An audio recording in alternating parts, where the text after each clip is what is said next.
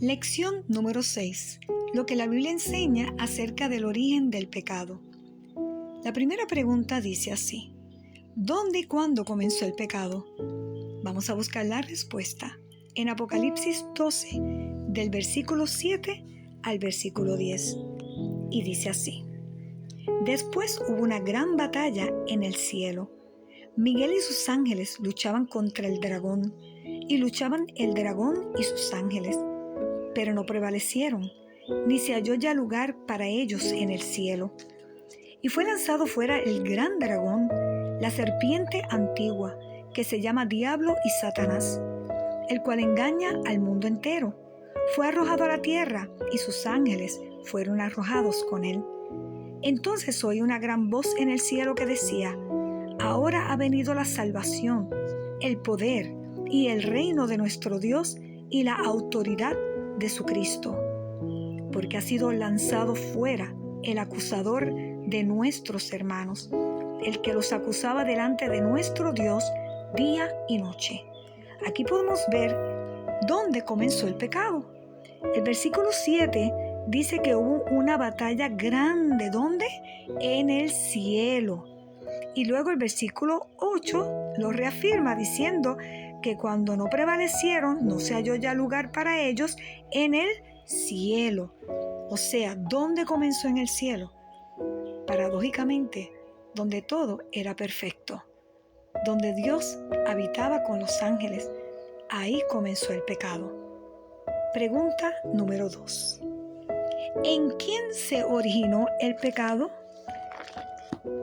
Este versículo de Ezequiel es bien interesante. Ezequiel 28, los versículos 14 al 17. Y la palabra de Dios dice así: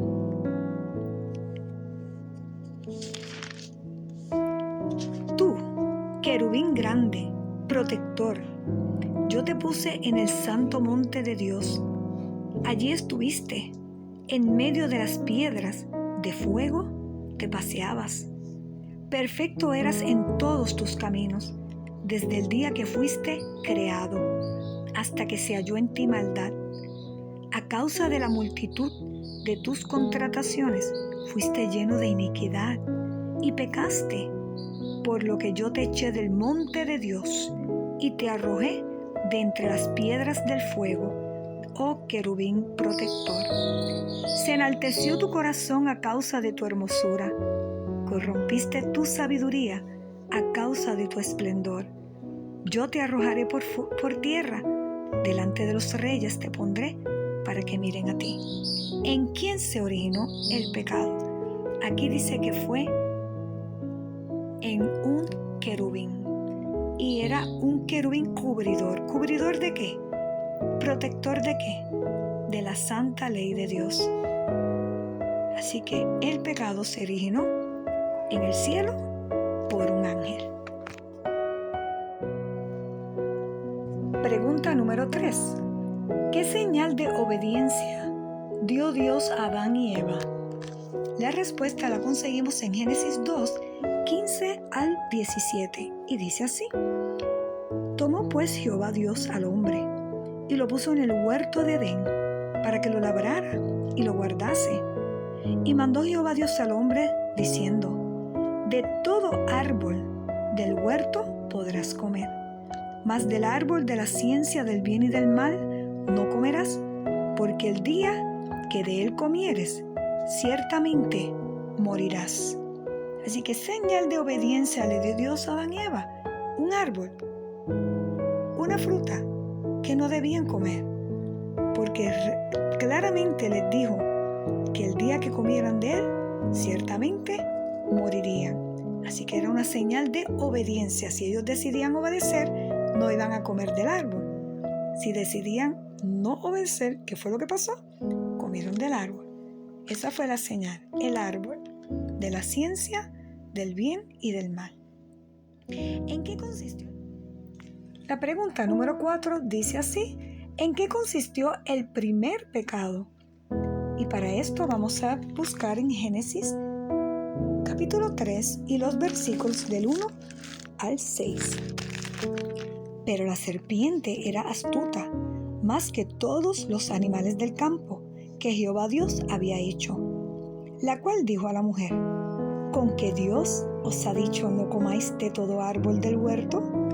Y la mujer respondió a la serpiente: del fruto de los árboles del huerto podemos comer, pero del fruto del árbol que está en medio del huerto, dijo Dios, no comeréis de él, ni le tocaréis, para que no muráis. Entonces la serpiente dijo a la mujer: no moriréis, sino que sabe Dios que el día que comáis de él, serán abiertos vuestros ojos, y seréis como Dios, sabiendo el bien y el mal.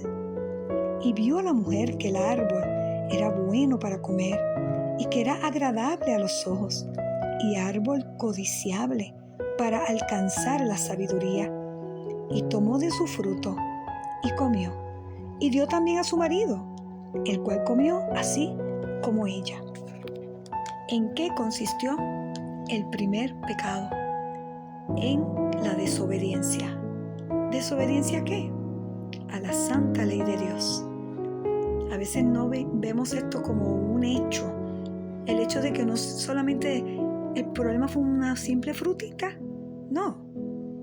Dios había dado mandamiento expreso. Ellos conocían la ley de Dios. Y al ellos desobedecer un simple mandamiento como quizás ellos pudieran pensar, ellos estaban quebrantando toda la ley. Así que ¿en qué consistió el primer pecado? En transgredir la ley de Dios. Ahora, ¿qué es pecado? Vamos a ver la definición de pecado. Primera de Juan 3:4 dice: todo aquel que comete pecado infringe también la ley, pues el pecado es infracción de la ley.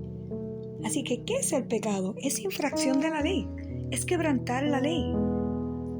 Esta pregunta es bien importante porque para muchas personas dicen: yo soy como soy porque nací pecador. Así que como nací pecador, soy pecador y peco. No.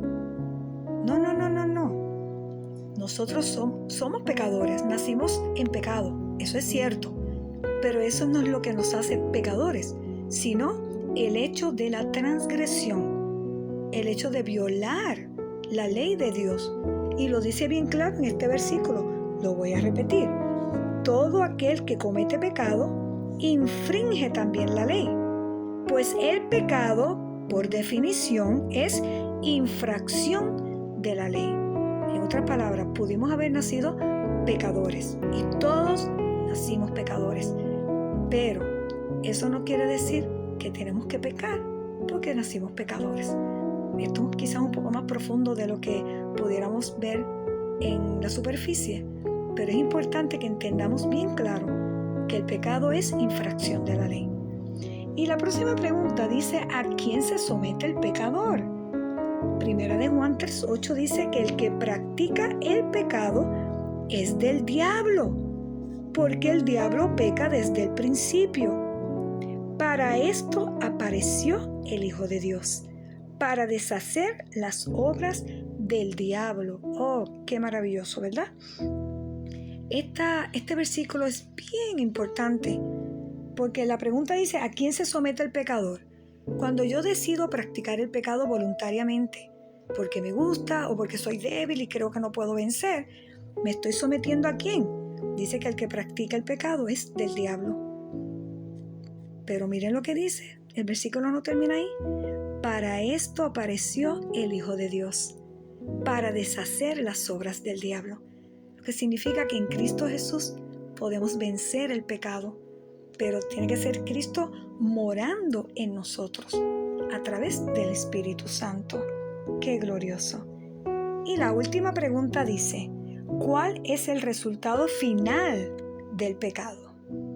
Y vamos a ir a Romanos 6:23. La palabra de Dios dice: porque la paga del pecado es muerte, mas la dádiva de Dios es vida eterna en Cristo Jesús, Señor nuestro. Alabado sea el nombre de Dios, porque sí hay un resultado final. El pecado no va a existir para siempre.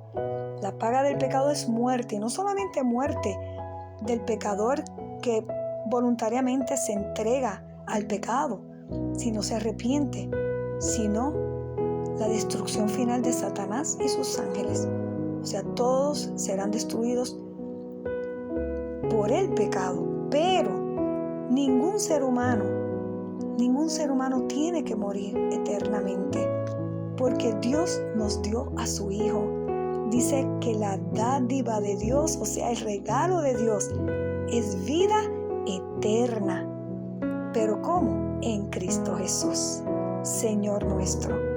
Si le entregamos nuestro corazón al Señor, si con todo el corazón lo buscamos cada día, humillando nuestras almas delante de Él, porque reconocemos que por nosotros mismos nada podemos hacer, entonces Dios nos da el Espíritu Santo para que nos vaya guiando en un proceso de santificación, y de esa manera no tenemos que ser esclavos del pecado. El pecado no nos tiene que esclavizar, porque Dios ha prometido la dádiva de su Hijo, nos ha prometido la victoria y sobre todo la vida eterna con Él. Así que, ¿qué debo hacer? Número 1, resistir al diablo en el nombre de Dios. Santiago 4:7. Número 2, no transigir con el pecado. Con el pecado no se puede jugar. De ninguna manera se puede jugar con el pecado, porque somos débiles y nos va a vencer. Romanos 6:12. ¿Y qué debo hacer por último? Vencer con la ayuda de Jesús. Romanos 8:37. Dios te bendiga, y que tu resolución en este estudio sea: procuraré, con la ayuda de Dios, limpiar mi vida de todo pecado. Y yo diría, no limpiar, porque yo no puedo limpiar mi vida, sino procuraré con la ayuda de Dios que Él me limpie de todo pecado. Amén.